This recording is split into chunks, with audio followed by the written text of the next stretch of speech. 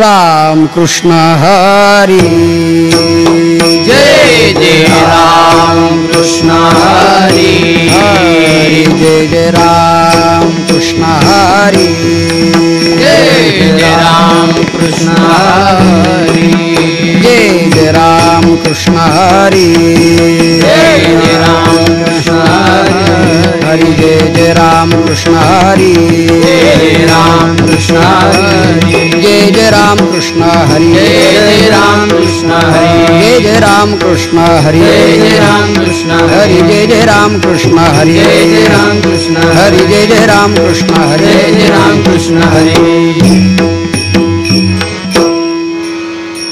रूप पाहता लोचनी सुख झाले ओ साजनी रूप पाहता लोचनी सुख झाले ओ साजनी तो हा विठ्ठल बरवा तो हा माधव बरवा विठ्ठल बरवा तो हा माधव बरवा तो हा विठ्ठल बरवा तो हा माधव बरवा विठ्ठल बरवा तो हा माधव बरवा तो हा विठ्ठल बरवा तो हा माधव बरवा तो हा विठ्ठल बरवा तो हा माधव बरवा बहुता सुकृताची जोडी म्हणून विठ्ठली आवडी सुकृताची जोडी म्हणून विठ्ठली आवडी बहुता सुकृताची जोडी म्हणून विठ्ठली आवडी सुकृताची जोडी म्हणून विठ्ठली आवडी तो हा विठ्ठल बरवा तो हा माधव बरवा तो हा विठ्ठल बरवा तो हा माधव बरवा सर्व सुखाचे आगर बापर खुमा देवीवर सुखाचे आगर बापर खुमा देवीवर सर्व सुखाचे आगर बापर खुमा देवीवर सुखाचे आगर बापर खुमा देवीवर तो हा विठ्ठल बरवा तो हा माधव बरवा तो हा विठ्ठल बरवा तो हा माधव बरवा जय जय राम कृष्ण हरी जय राम कृष्ण हरी जय जय राम कृष्ण हरी जय जय राम कृष्ण हरी जय जय राम कृष्ण हरी जय जय राम कृष्ण जय जय राम कृष्ण हरी जय जय राम कृष्ण हरी राम कृष्ण हरी जय जय राम जय जय राम कृष्ण हरी जय जय राम कृष्ण हरी जय जय राम कृष्ण हरी जय जय राम कृष्ण नामे दोन्ही साजिरी रामकृष्ण नामे दोन्ही साजरी रामकृष्ण नामे दोन्ही साजिरी रामकृष्ण नामे दोन्ही साजरी हृदय मंदिरी स्मराकारी हृदय मंदिरी स्मराकारी हृदय मंदिरी स्मराकारी आपुली आपण करा सोडवन आपुली आपण करा सोडवन आपुली आपण करा सोडवन आपुली आपण करा सोडवन संसार बंधन तोडावे गे संसार बंधन तोडावे संसार बंधन तोडावे ज्ञानदेवा ध्यानी रामकृष्ण माळा ज्ञानदेवा ध्यानी रामकृष्ण माळा ज्ञानदेवा ध्यानी रामकृष्ण माळा ध्यानी रामकृष्ण माळा हृदये जिव्हाळा श्रीमूर्ती रया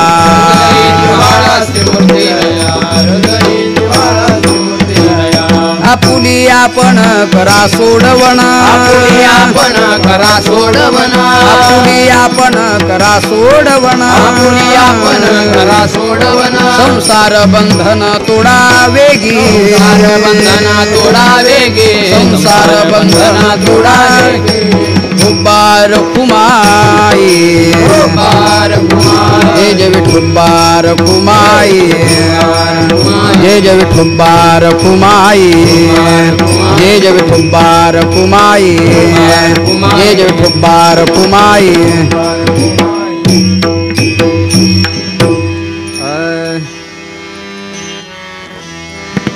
राम कृष्ण नामे हे दोन्ही साजिरे राम कृष्ण नामे हे दोन्ही साजी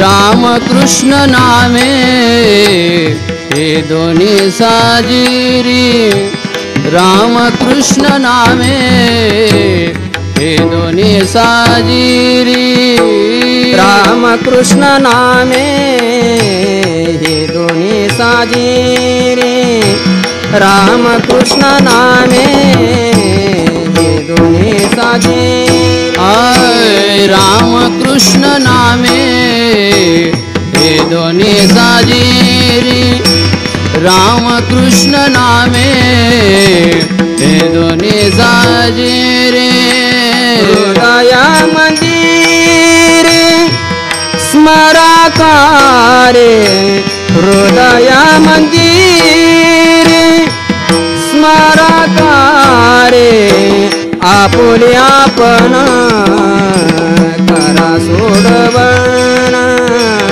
आपुले आपण करा सोडवण हृदय मंदिरी स्मरकारे हृदय मंदिरी स्मरकारे आपुली आपण करा सोडवण आपुली आपण करा सोडवण संसार बंधन तोडावे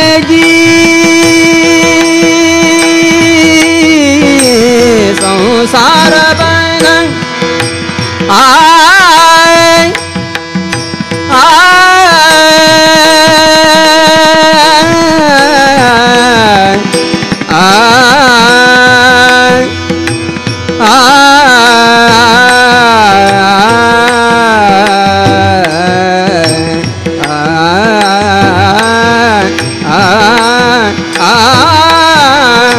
संसार बंधन तोडावेगी आय आय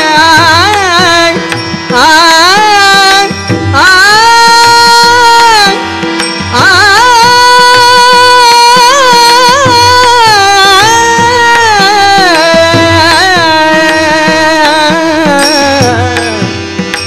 संसार बंधन तोडावेगी संसार बंधन तोडावेगी आपण आपण करा सोडवण आपण आपण करा सोडवण संसार बंधन तोडवेगी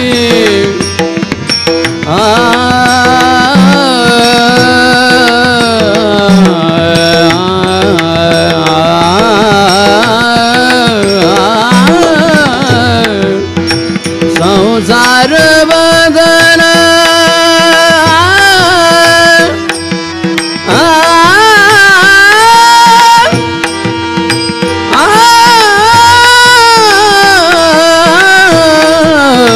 संसार बंधन तोडवेगी संसार बंधन तोडवेगी आपुली आपण करा सोडवण आपुली आपण करा सोडवण विठ्ठल विठ्ठल विठ्ठल विठ्ठल विठ्ठल विठ्ठल विठ्ठल विठ्ठल विठ्ठल विठ्ठल विठ्ठल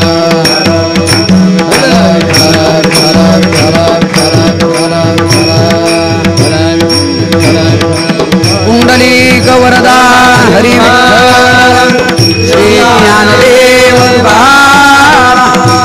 पंढरीनाथ महाराज विठ्ठल विठ्ठल विठ्ठल विठ्ठल विठ्ठल रामकृष्ण नामे ये दोन्ही साजिरी हृदय मंदिरी स्मराकारी आपुली आपण करा सोडवण संसार बंधन तोडावेगी ज्ञानदेवा ध्यानी रामकृष्ण माळा हृदयी जिव्हाळा श्रीमूर्ती रया आपुली आपण करा सोडवण संसार बंधन तोडावी गे विठ्ठल विठ्ठल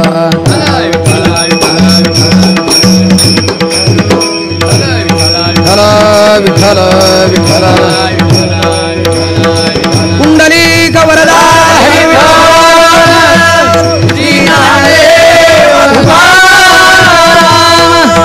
ज्ञानेश्वर महाराज की जय गुरु तुकाराम महाराज की जय रामकृष्ण नामे ये दोन्ही साजिरी हृदय मंदिरी स्मराकारे आपुली आपण करा सोडवण संसार बंधन तोडावी गे.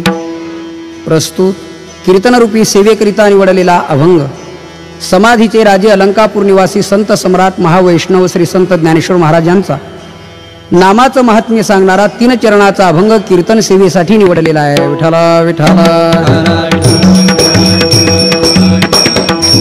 पांडुरंगा करू प्रथम नमन पांडुरंगा करू प्रथम नमन दुसरे चरण संताची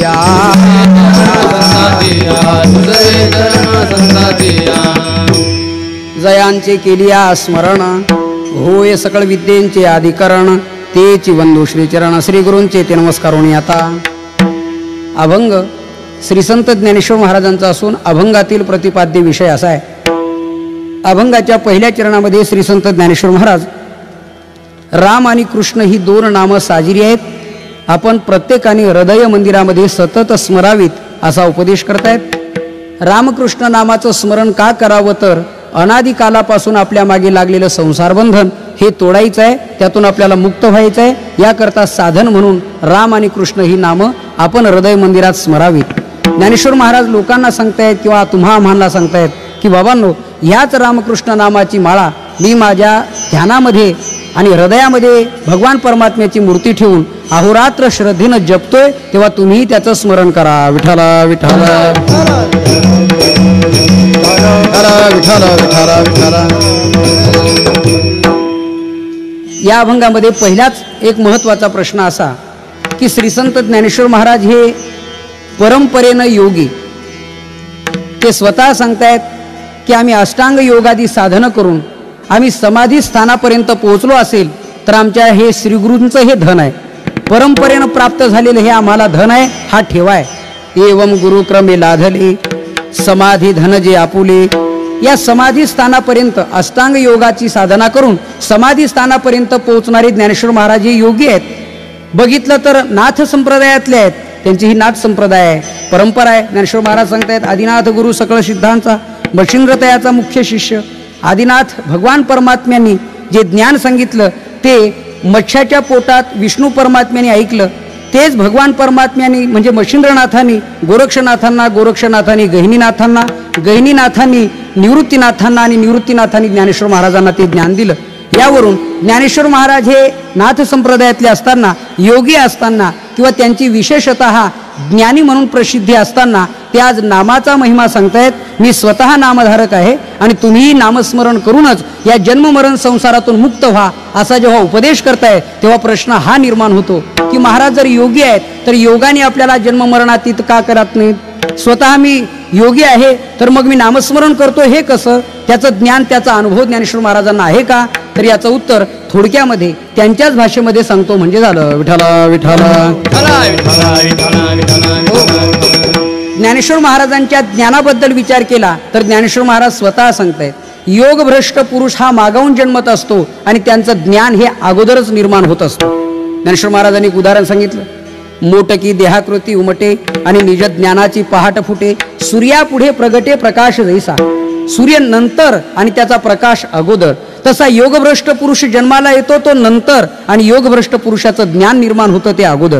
ज्ञानेश्वर महाराज म्हणतायत की हा योगी पुरुष किंवा हा योगभ्रष्ट पुरुष हा जन्माला येताना तो संपूर्णतः ज्ञान घेऊनच जन्माला येतो, प्रगट होतो, तेव्हा त्यांना ज्ञान मिळवावं लागत नाही. ज्ञानेश्वर महाराजांनी तैसी दशेची वाट न पाहता आणि वैसेची गावा न येता बाळपणीचं सर्वज्ञता वरी तया ते. विठ्ठला विठ्ठला.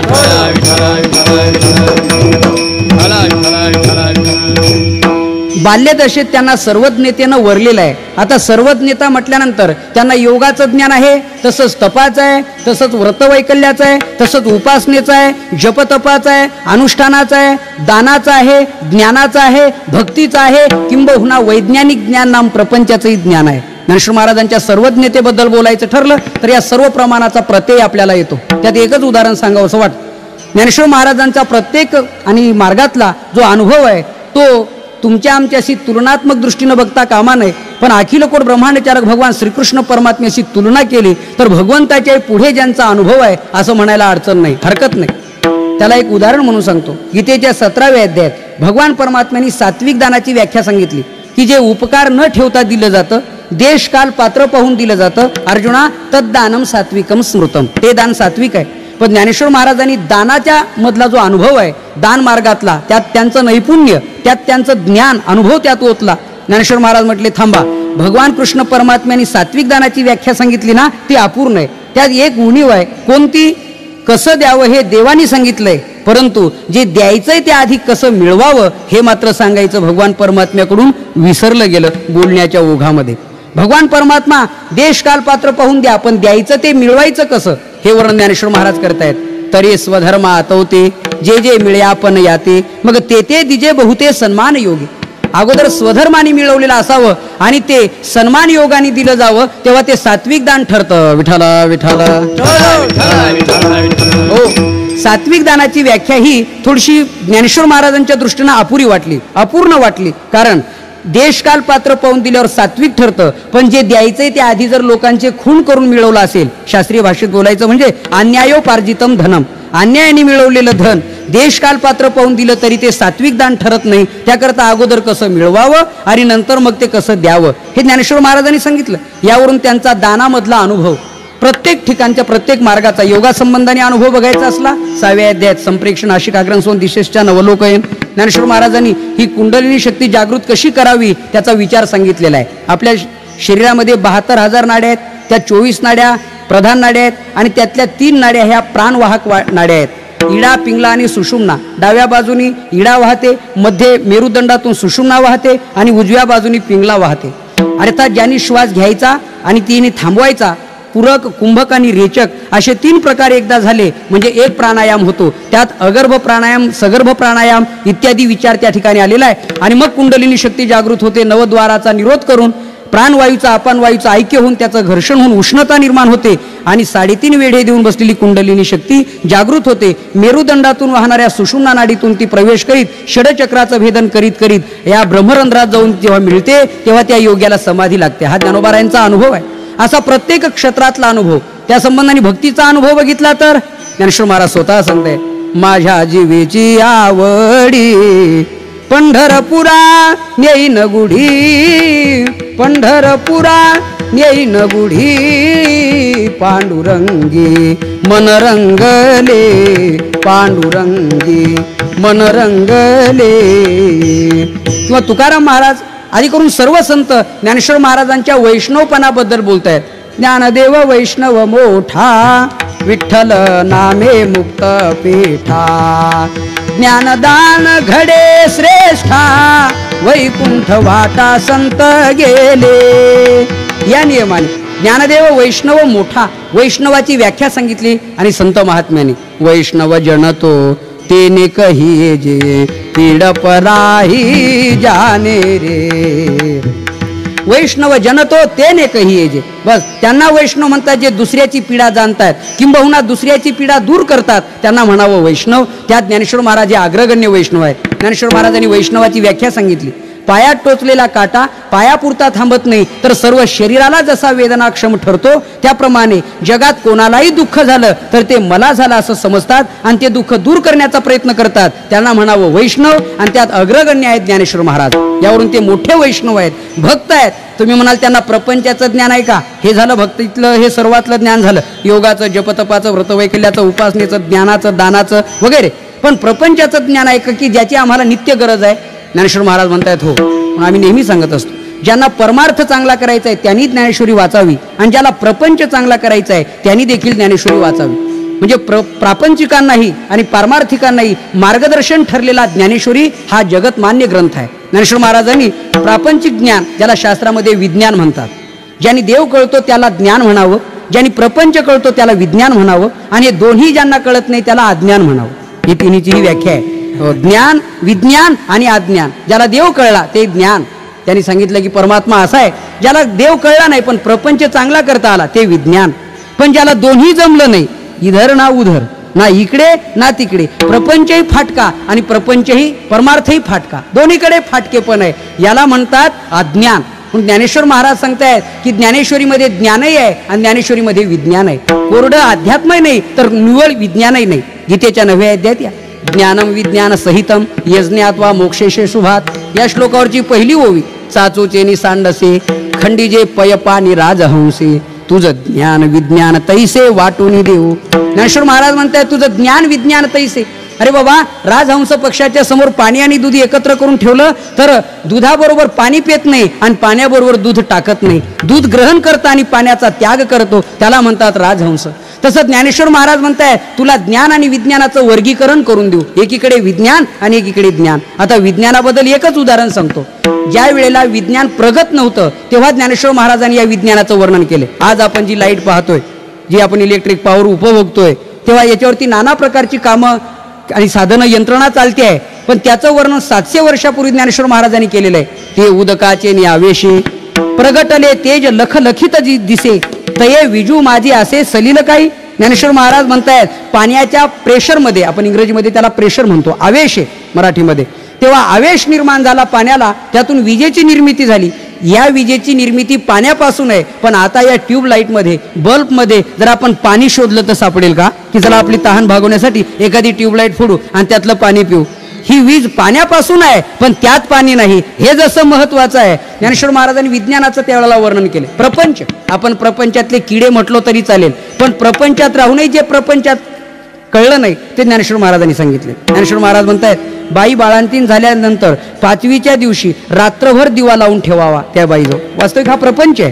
ज्ञानेश्वर महाराज अजन्म नैष्टिक ब्रह्मचर्य पालन करणारे, पण व्यवहारातल्या गोष्टी तेही मार्गदर्शन केले. ती रात्र 5वीची म्हणजे 6वीची रात्र आहे.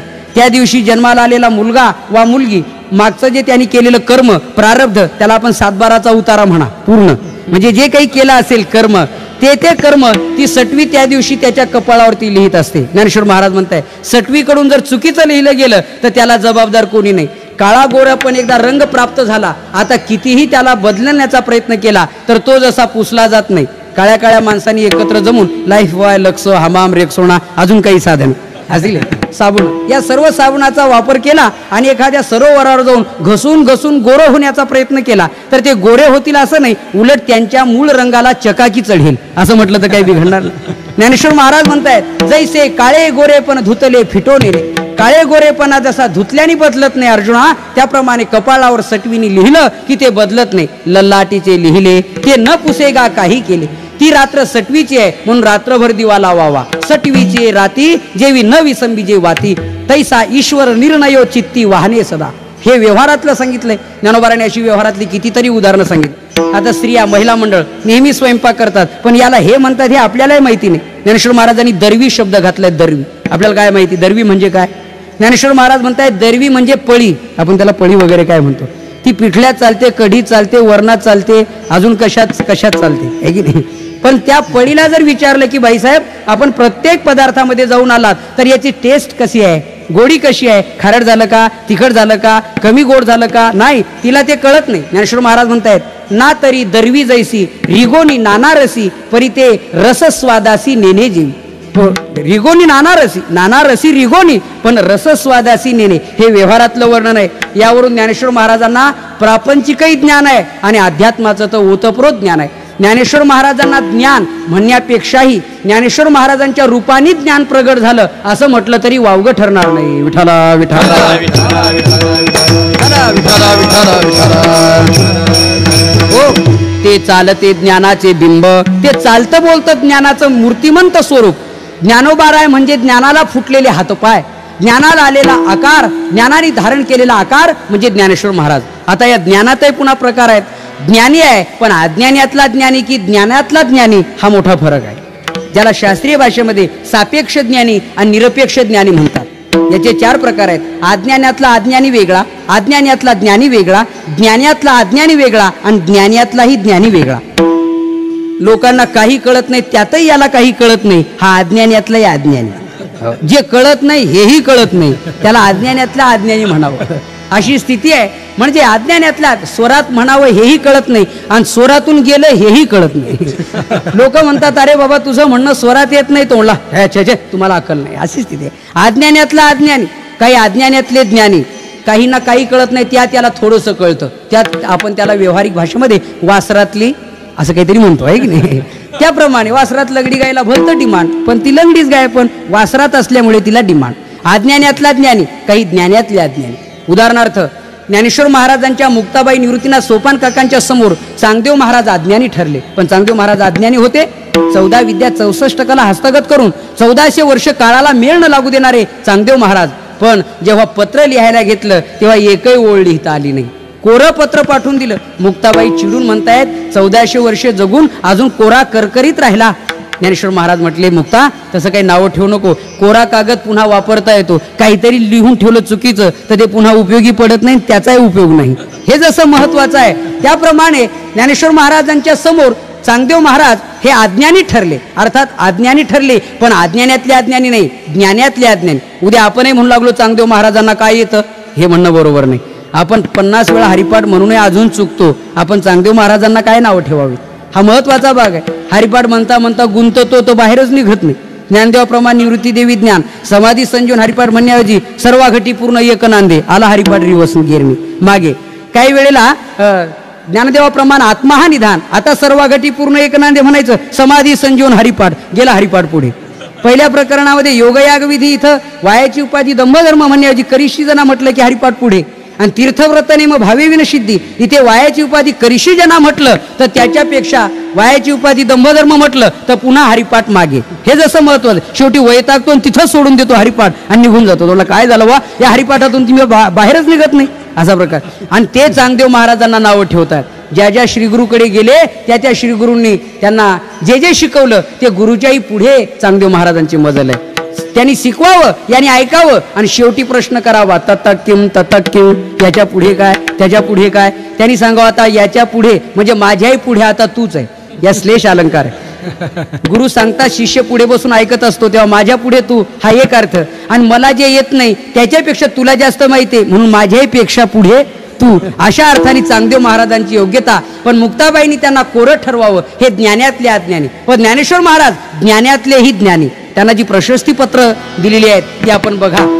तुकोबाराय तुकिता तुलनेसी हा ज्यांचा अधिकार, त्यांनी म्हणावं ज्ञानियाचा राजा गुरु महाराव, त्यांनी दिलेलं पत्र आहे. दुसरीकडे बघा, एकनाथ महाराजाकडे श्रीखंड्याच्या वेशात भगवंतानी काम करावं. श्री एकनाथ सदनी माधवजी सर्व कामेही करीतो, स्वकरे चंदन घासे गंगेचे पाणी कावडी भरितो. या प्रकारे ते एकनाथ महाराज वर्णन करतायत की ज्ञानेश्वर महाराज कोण आहेत. ज्ञानियांचा शिरोमणी वंदे जोका पूज्यस्थानी त्यांनी दिलेलं प्रमाणपत्र आहे. जनाबाई 4ही युगामध्ये देवाच्या बरोबर राहिल्या, नामदेवरायांबरोबर राहिल्या. चौयुगाचा भक्तनामा उहा कीर्तनी, पाठीमागे डोळे झाकून उभे ते जने. त्या जनाबाईंनी ज्ञानेश्वर महाराजांना म्हणावं विवेक सागरा सखया माझ्या ज्ञानेश्वरा. हो तुम्ही विवेकाचे सागर आहात ज्ञानेश्वर महाराज, असं नामदेवरायांनी म्हणावं. ऐके गा ज्ञान चक्रवर्ती तू तव ज्ञानाचीच मूर्ती. आणि स्वतः पांडुरंग परमात्म्याने म्हणावं हेच ज्ञान संजीवनी जाण त्रैलोक्यासी. म्हणून ज्ञानातले ज्ञानी ज्ञानेश्वर महाराज, त्यांना जसं भक्तीचं ज्ञान आहे तसं योगाचं आहे. सर्वात निपुण असल्यामुळे, भक्तीतही निपुण असल्यामुळे ज्ञानेश्वर महाराज म्हटले बाबा मीही भक्त आहे आणि तुम्हालाही मी भक्ती शिकवतो. याकरता आपण भक्ती करा. भक्ती करा म्हणजे रामकृष्ण हरी भजन करा. विठोबा रखुमाई विठोबा रखुमाई विठोबा रखुमाई विठोबा रखुमाई.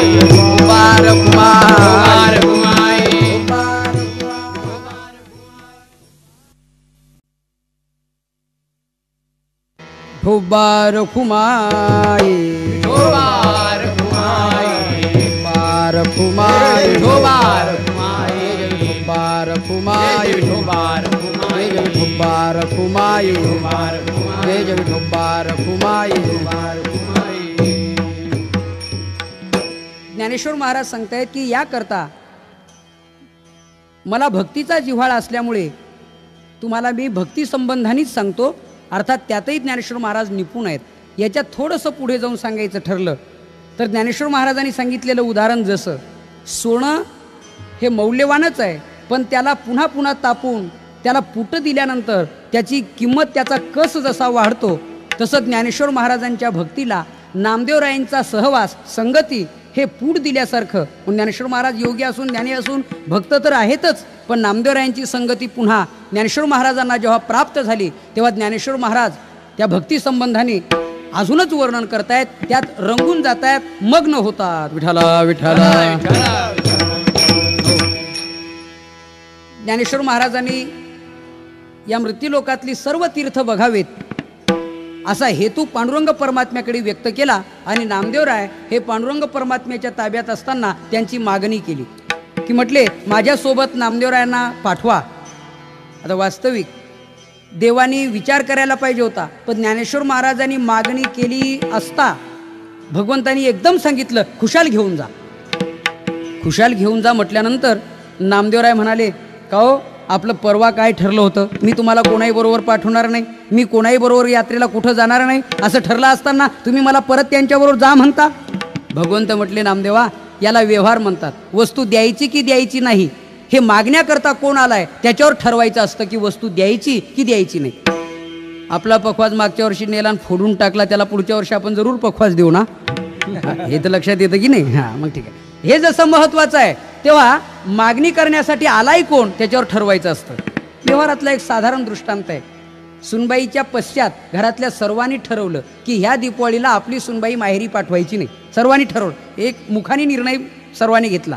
पण योग त्या मुलीचा, तिचे सख्खे मामा मुंबई हायकोर्टात जज होते. अर्थात त्यांना काय इच्छा झाली कोण जाणे, त्यांनी आपली इच्छा व्यक्त केली. आपल्या पत्नीला त्यांनी सांगितलं का गं, मला असं वाटतं आपली भाची या दीपावळीला मुंबईला आणावी, तिची हाऊसमौज करावी, तिला मुंबई दाखवावी, तिच्या इच्छेप्रमाणे साडी चोळी घेऊन तिला घरी पोच करावं. तुझं काय मत आहे? ती म्हणली माझं काय मत आहे, घेऊन या. स्वतः न्यायाधीश जज स्वतःची गाडी घेऊन आपल्या भाचीला आणण्यासाठी जेव्हा त्या गृहस्थाच्या दारात गेले आणि त्यांना बघितल्यावर यांना एवढा आनंद झाला, आपल्यासारख्याने आमच्या घरी यावं. अहो, कोणाला पाठवलं असतं तरी काम झालं असतं, काय काम एवढं विशेष? त्यांनी सांगितलं विशेष काही काम नाही, साधारण काम आहे. आमची भाची आपली सुनबाई मला यावेळेला दीपावळीसाठी मुंबईला न्यायचं आहे. अहो, म्हणजे घेऊन जा. काल ठरलं होतं कोणाही बरोबर पाठवायची नाही, यावेळेला पाठवायची नाही, पण यावेळेला लगेच निर्णय, म्हणजे घेऊन जा. मग त्या पत्नीने सांगितलं अहो तुम्ही म्हटले होते ना कोणाबरोबर पाठवायची नाही. त्यांनी सांगितलं तू गप्प बैस, तुला नाही कळत, हा व्यवहार आहे. अगं नेण्यासाठी कोण आले? जज आहेत, कोर्ट आहे. मग आता त्यांना नाही म्हणून कसं चालेल? हे जसं तसं नामदेवराय तुमची मागणी स्वतः ज्ञानेश्वर महाराज करतायत, पण एवढ्यावर नामदेवरायांचं समाधान नाही झालं. शेवटी देवानी सांगितलं नामदेवा, मी तुला कोणाही बरोबर पाठवतो असं समजू नको, मी तुला माझ्याच सोबत घेऊन जातो.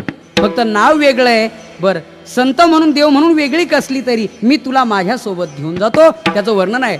देव म्हणे नामा पाहे, देव म्हणे नामा पाहे, ज्ञानदेव मीची आहे, ज्ञानदेव मीची आहे, तू आणि मी नाही तुझा, ज्ञानदेव आत्मा माझा.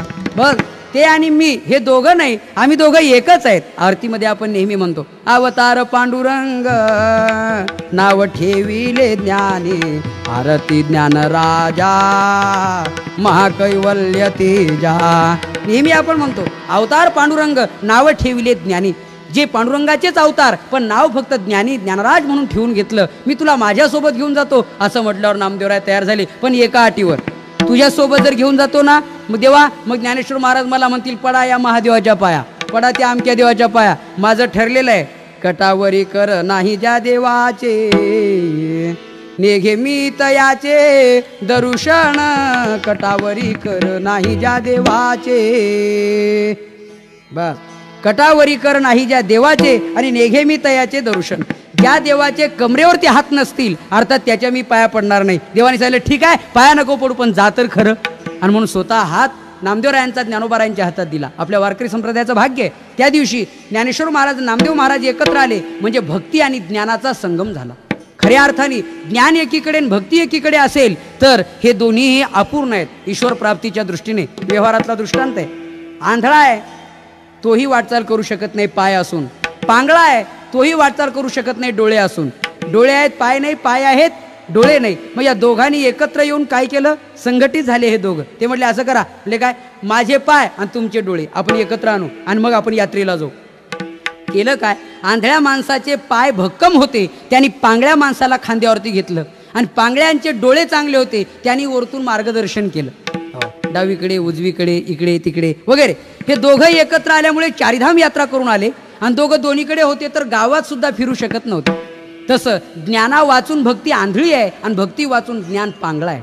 पांगळं ज्ञानही परमात्म्याकडे नेत नाही, आंधळी भक्तीही परमात्म्याकडे नेत नाही. त्याचं वर्णन व्यवस्थित रीतीनं आलेलं आहे. आंधळ्या गरुडाचे पाका हाती ते कवने उपयोगा जाती. ज्ञानेश्वर महाराज म्हणतायत, आंधळ्या पक्ष्याची मारलेली भरारी किंवा आंधळ्या माणसाचं पळणं, आंधळ्या माणसाला वेड लागलं पळू लागला, त्याचं पळणं रस्त्यानेच असणार ना, असणार नाही.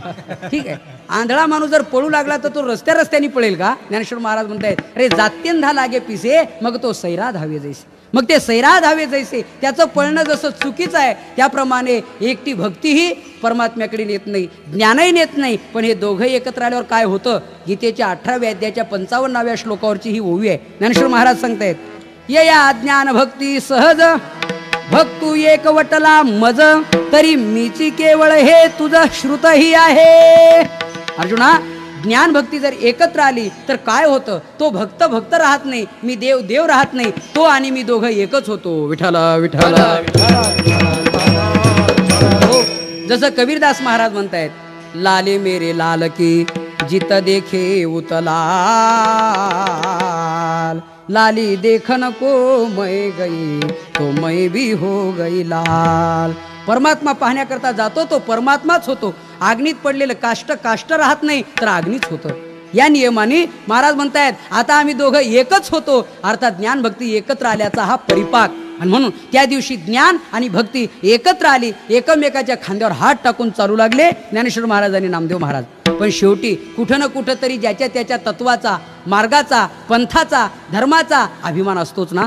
शेवटी एकदा प्रसंग असा आला की दोघांनाही तहान लागली, व्याकुळ झाले, पाणी दिसत नाही जवळपास. एका विहिरीमध्ये खोलगट अशा भागात पाणी, कुठंतरी थोडंसं पाणी थांबलेलं आहे. आणि तेव्हा ज्ञानेश्वर महाराज म्हटले, बघा आता तुम्ही आहेत भक्त, मी आहे योगी, मी छोटं रूप घेतो, पाणी पिऊन येतो. आता तुम्ही आहेत भक्त, तुमचं विठोबा रुक्माई, इथं काय कामाचं.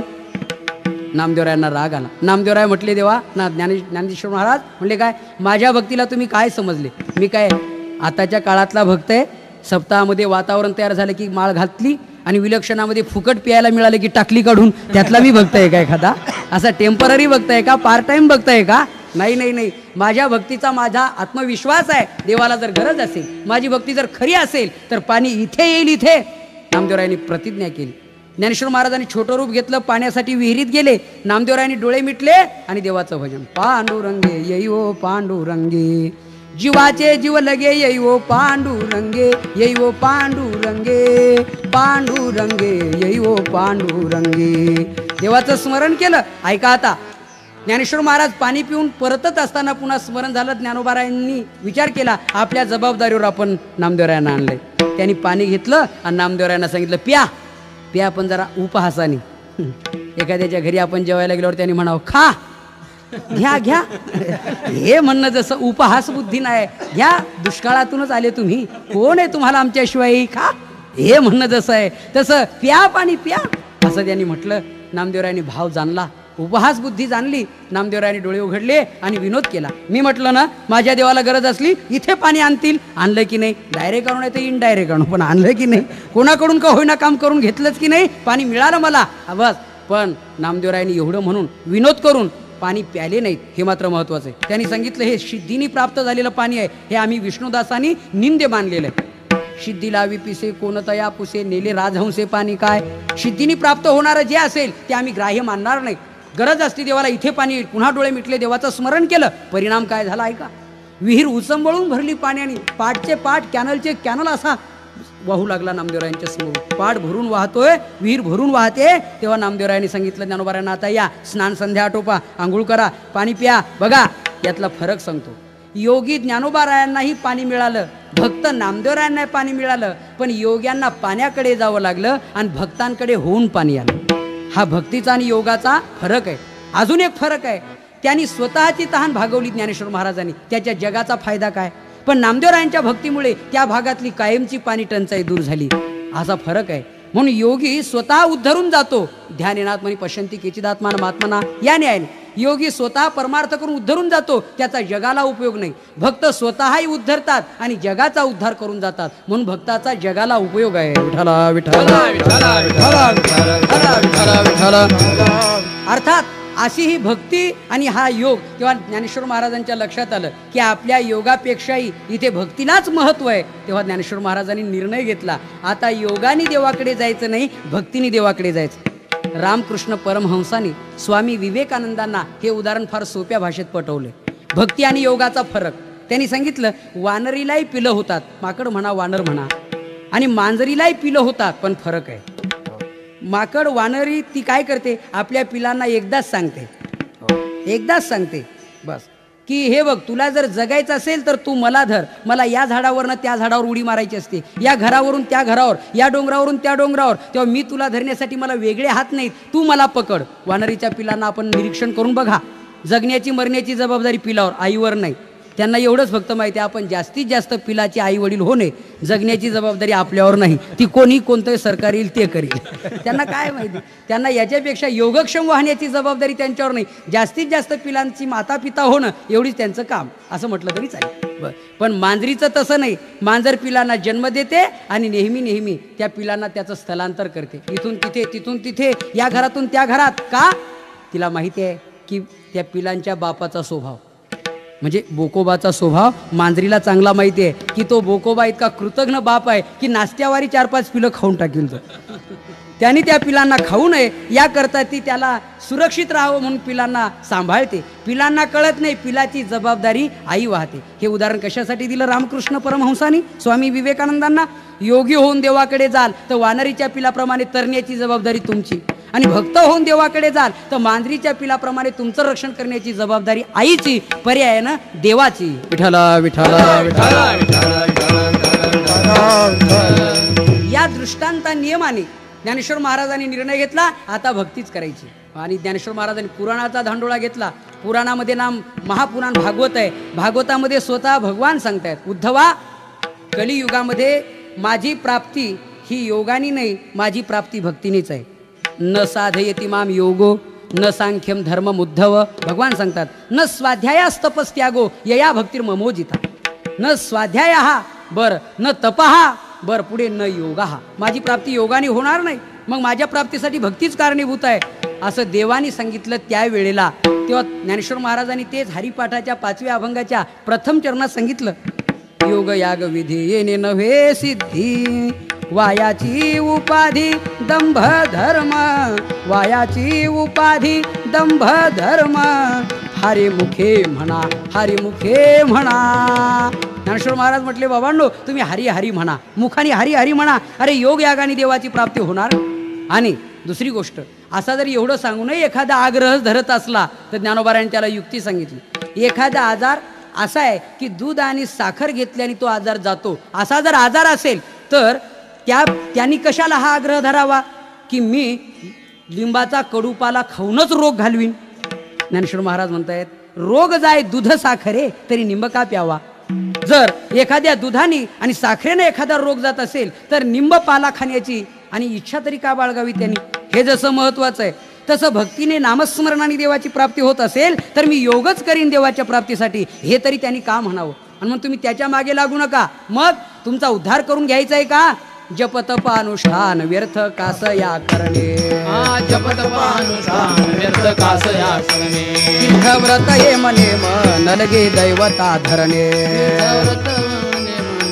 देवता धरणे, आसन मुद्रा ज्ञान ध्यान न लगे वाराणसी मरणे, आसन मुद्रा ज्ञान ध्यान न लगे वाराणसी मरणे, हा केशव माधव अच्युत वदता होय पातक हरणे. ओम नमो भगवते रामकृष्ण वासुदेवा, ओम नमो भगवते रामकृष्ण वासुदेवा, केशव माधव अच्युत वदता होय पातक हरणे. ओम नमो भगवते रामकृष्ण वासुदेवा, रामकृष्ण वासुदेवा. काही करण्याची गरज नाही. एकनाथ महाराजांचा दुसरा अभंग आहे, त्यांनी सांगितलं, न लगे तीर्थाचे भ्रमण तुम्ही वासुदेव वासुदेव म्हणा, दंडन मुंडन तुम्ही वासुदेव वासुदेव म्हणा, न लगे पंचाग्नी साधन तुम्ही वासुदेव वासुदेव म्हणा, तुम्ही आठवा मधुसूदन तुम्ही वासुदेव वासुदेव म्हणा, वासुदेव वासुदेव म्हणा तुम्ही वासुदेव वासुदेव म्हणा. काही करण्याची गरज नाही, तुम्ही वासुदेव वासुदेव म्हणा, देवाचं नामस्मरण करा. तसं ज्ञानेश्वर महाराजांनी सांगितलं, तुम्ही काही करू नका. तुमचा जर संसार बंधनातून तुटावं आणि मुक्त व्हावं किंवा देवाची प्राप्ती व्हावी असं तुम्हाला वाटत असेल तर तुम्ही देवाचं नाव घ्या. पण देवाचं नाव घ्या म्हटल्यानंतर लोकांनी विचारलं, महाराज देवाचं नाव घ्यायचं आहे, पण देवाचं नाव घेण्यासाठी देवाला जर एकच नाव असेल तर आम्ही ते नेमकं घेऊ. पण तुकोबारांनी वर्णन केलेलं आहे, बहु आहे करुणावंत अनंत हे नाम ज्या तुहा उतरील पार. त्याला तर अनंत नाम आहेत, मग अनंत नामातलं तुम्ही नाम घ्यायला सांगता, ते नेमकं कोणतं घ्यावं? मग ज्ञानेश्वर महाराज म्हणतायत, मी तुम्हाला ही दोन नावं घ्यायला सांगतो, एक राम आणि एक कृष्ण. हीच नावं काय घ्यायला सांगतो तर ही अत्यंत साजिरी आहेत म्हणून घ्यायला सांगतो. ही गोष्ट अभंगाच्या पहिल्याच्या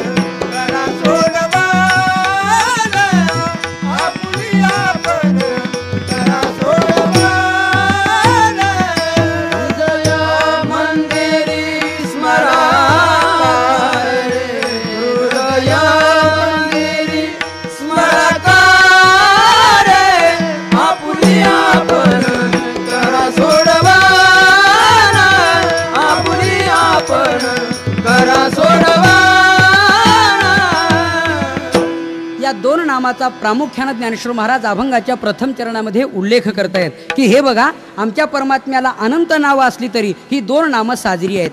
याला साजरी हे विशेषण का दिलं याचं कारण आहे, नामाला स्वतंत्र महत्त्व नाही, नामीचं महत्त्व नामामध्ये आलेलं असतं.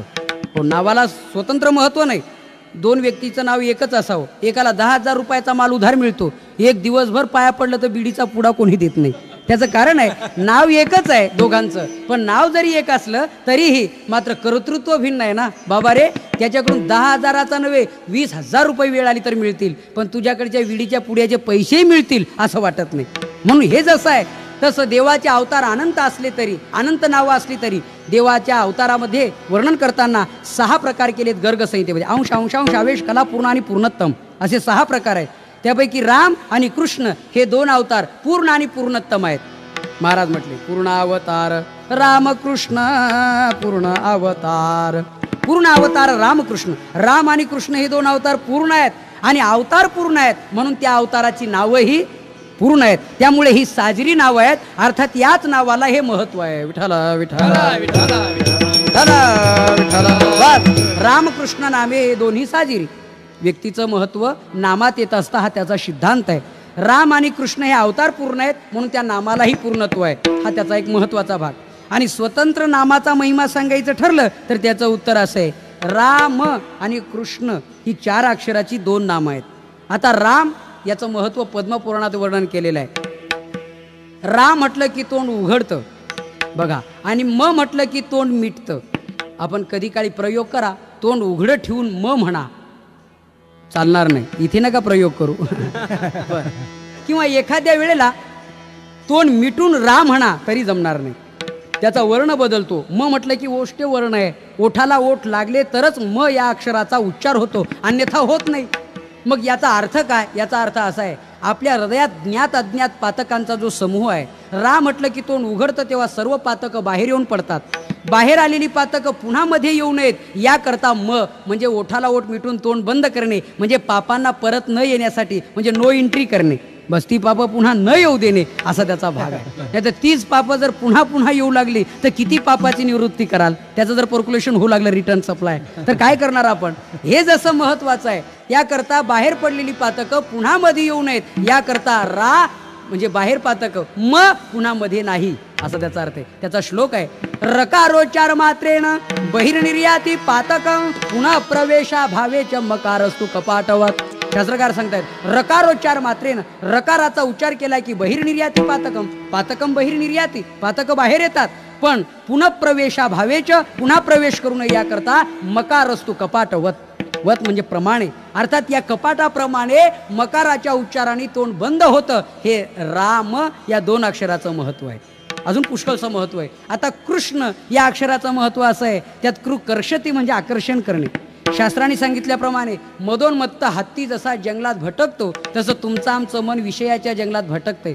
हे देवाकडे येत नाही स्थिर होत नाही. त्याला आकर्षण करण्याचं काम कृष्ण हे नाम करतं आकर्षण करतं ते. आणि म्हणून राम पातकाची निवृत्ती कृष्ण मनाचं आकर्षण याकरता रामकृष्ण नामे हे दोन्ही साजिरी. ही 2 नामं अत्यंत साजरी आहे. वेदांताच्या दृष्टीने त्याचं पुष्कळचं पुन्हा चिंतन आहे. राम हा देही आहे म्हणजे देहात असलेलं कुटस्थ चैतन्य आहे आणि कृष्ण हे मात्र ब्रह्मचैतन्य आहे सर्वत्र व्यापक आहे. म्हणून राम हा शब्द आपण या अर्थाने वापरतो सर्वाघटी राम देहादेही एक असं देही नित्यम अवध्योयम या दृष्टीने. किंवा काय म्हटलेलं आहे तैसा हृदयामध्ये मी राम असता सर्व सुखाचा आराम. पण कृष्णा संबंधाने वासुदेव संबंधाने विचार केला तर हे समस्त श्री वासुदेव सर्वाभूती पाहे एक वासुदेव आहे की नाही किंवा वासुदेव सर्वमिती या दृष्टीने इथे तो एक ब्रह्मचैतन्य आणि कुटस्थ चैतन्य हे दोन्ही चैतन्य एक होत असेल तर त्या नामाचा उच्चार केल्याने होतं. म्हणून रामकृष्ण नाम ही बरवी आहेत साजिरी आहेत पण तुम्ही हृदय मंदिरात स्मरा. वरच्यावर ओठात नका स्मरू. का? त्याचं कारण आहे वरचेवर जर स्मरण केलं तर त्याला जिव्हाळा नसतो त्याला प्रेम नसतं. बघा काही माणसं म्हणतात अहो त्यांचं बोलणं काय खरं आहे का? ते इथून वर आहे. आजारी पडलेला माणूस म्हणतोय देवा माझी चिठ्ठी कुठं हरवली त्याचं मरण अपेक्षा करणं काय खरं आहे? ते इथून वर आहे. एखादा माणूस मेला म्हणजे कोणी म्हणतं भाऊ देवा अरे कसं उलट केलं पिकलेलं पान देठाला लटकून राहिलं आणि हिरवं हिरवं पान खाली गळून पडलं माझ्या वाचून काय उरलं होतं मी गेलो असतो हा तरुण राहिला असता किती चांगलं झालं असतं असं रडणाराचं जर रडणं ऐकलं आणि एखाद्या साधू पुरुषांनी प्रयोग केला की ठीक आहे तुमची इच्छा आहे की आपण मरावं यांनी वाचावं हेतू खूप चांगला आहे इकडे या मी तुम्हाला एक औषध देतो तुम्ही मराल मुलगा जिवंत होईल. किती जण पुढे येतील? किती जण पुढे येतील? त्यावेळेला नाही पुढे येणार. मग म्हणतात अहो आता तो असा वेळा तसा वेळा आम्ही आपलं काय ते सहज म्हणत होतो अशी स्थिती आहे. तात्पर्य हे आहे की माणसाला हे वरवर बोलणं आहे तसं तुमच्या वाचेत नाम नको तुमच्या हृदय मंदिरी स्मरा. एक अर्थ म्हणजे जिव्हाळ्याने स्मरा. त्याला जिव्हाळा हृदयात जिव्हाळा आहे. वाचेत रांजणातलं हौदातलं पाणी संपतं त्याला जिव्हाळा नाही. विहिरीत 20 हाऊस पॉवरची मोटार 24 तास चालते संपत नाही त्याला जिव्हाळा आहे. तसं हृदय मंदिरात जपा एक. आणि दुसरी गोष्ट आपल्या परमार्थाची वार्षिक परीक्षा आहे. आता 6माही परीक्षेत पेढे वाटू नका. आम्ही फार परमार्थिक आहोत आम्ही देवदेव करतो असं काही समजू नका. आपली वार्षिक परीक्षा आहे अंतकालेच मामेव. मरताना देवाचं स्मरण व्हावं आणि सर्व विषयाचा विसर पडावा. त्यावेळेला ते घडलं नाही तर मग आपला केलेला परमार्थ निष्फळ ठरला असं समजा. त्यावेळेला देवाचं नाव येण्यासाठी वाचा बंद होऊ शकते. त्यावेळेला हृदय मंदिरात जर असेल तर मध्यमा वाचा पश्यंती वाचा या वाचेने देवाचं नामस्मरण होऊ शकतं. याकरता हृदय मंदिरी स्मराकारे. आता हृदय मंदिरात स्मरण करायचं ते कशा करता? रामकृष्ण नामाचा उच्चार करायचा तो कशा करता?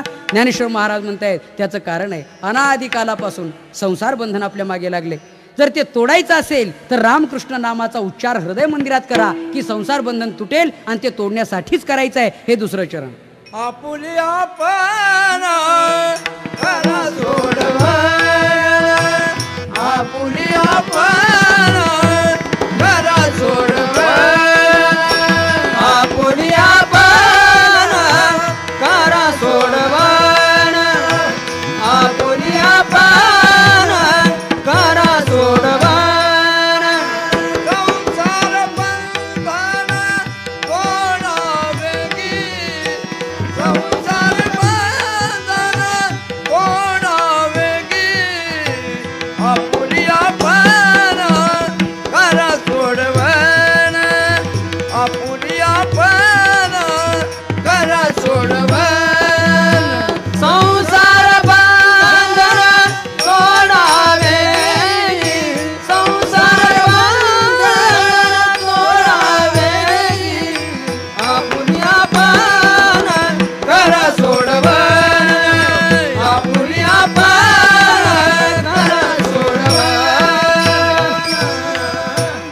महाराज म्हटले संसार बंधनातून निवृत्त व्हायचं असेल, तोडायचं असेल तर त्याकरता रामकृष्ण नामाचं हृदय मंदिरात स्मरण सतत करा. अर्थात इथे फार महत्त्वाचा विचार आहे की संसार बंधन तोडा पण वेगी तोडा असं वर्णन केले. वेगी हा शब्द का वापरला महाराजांनी याचं एक महत्त्वाचं कारण आहे.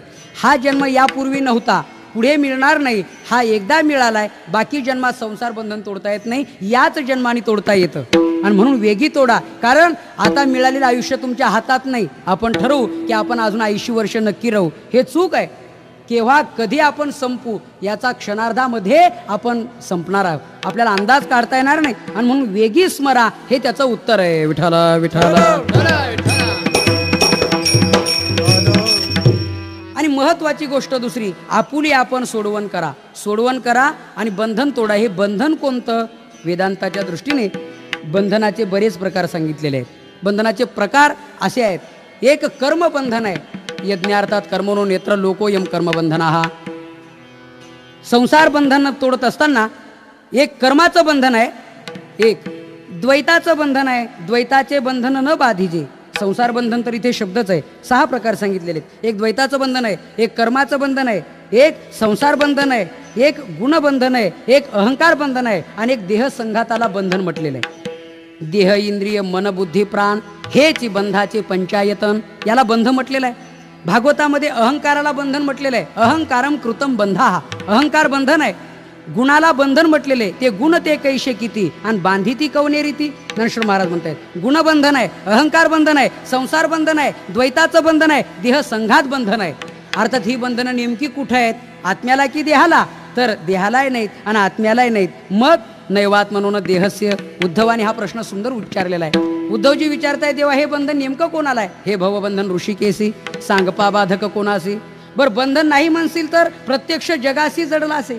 संसार बंधन जगाला आहे म्हणावं तर आत्म्याला की देहाला? देहालाही नाही आणि आत्म्यालाही नाही. मग आत्म्याने देहाचा संबंध घेतलाय तिथे बंधन आहे. हे बंधन कुठे आहे हेही महत्वाचं आहे. आता हे बंधन आपला आपण तोडा असं जे वर्णन केलेलं आहे ना, त्याचं कारण आहे हे बंधन तोडण्याकरता दुसऱ्याची गरज नाही. उद्धवाने देवाला तसे विनंती करून सांगितलेलंच आहे. पण उद्धवाच्या म्हणण्याप्रमाणे आणि आपण इथे ज्ञानेश्वर महाराज म्हणतायत त्याप्रमाणे हे बंधन आपला आपण तोडायचंय, प्रयत्न करून तोडायचंय. ते कसं तोडायचंय? बंधनाचे शास्त्राने 2 प्रकार सांगितले. एक अन्यकृत बंधन आणि एक स्वकृत बंधन. दुसऱ्याने दुसऱ्याला बांधलं जातं. उदाहरणार्थ म्हैस गाय शेळी वगैरे हे बंधन आहे, यांना बांधलेले अन्यकृत बंधन आहे. पण स्वकृत बंधन आहे. माकड पकडण्याकरता ते लोक आयडिया करतात, युक्ती करतायत. एखाद्या डब्यामध्ये फुटाणे ठेवून आणि ते माकड पकडण्यासाठी तिथे ठेवलं जातं. तो हात घालतो आणि मुठीसह हात बाहेर निघत नाही, त्यावेळेला त्याची पंचायत होते आणि ते पकडलं जातं. हे स्वकृत बंधन आहे. असे अनेक स्वकृत बंधन आहेत. या स्वकृत बंधनाला तोडण्यासाठी दुसरा कोणी नको, हे बंधन आपलं आपणच तोडायचं आहे. याच्यावरती सुंदर उदाहरण दिली ज्ञानेश्वर महाराजांनी. पोपट नळिका यंत्राला स्वतः होऊन धरतोय, मग त्याचे पाय त्यांनी सोडायचे. आंधळा माणूस, एखादा डोळस माणूस, पण धनाचा हंडा प्राप्त होण्याच्या वेळेला दुर्बुद्धी आंधळ होण्याची होते, त्यावेळी त्याचे डोळे त्यांनी झाकलेत, त्याचे डोळे त्यांनीच उघडायचे. याला आपुली आपण करा सोडवून म्हणतात. शंकराचार्याने एक सुंदर दृष्टांत दिलेला आहे. मस्तकानेस्त भाराधीर दुःख मंदिर निवार येते क्षुधाधिकृत दुःखं तू विनास्वेन नकेनशी.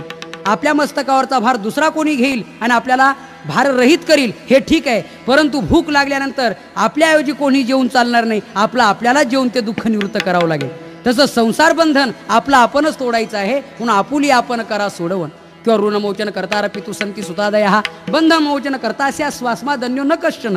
बाकीचे सोसायटी ऋण कोणी फेडेल, पण जन्म मरणाचं ऋण आपल्याला संपवावं लागेल. याकरता आपुली आपण करा सोडवण, संसार बंधन तोडावेगी.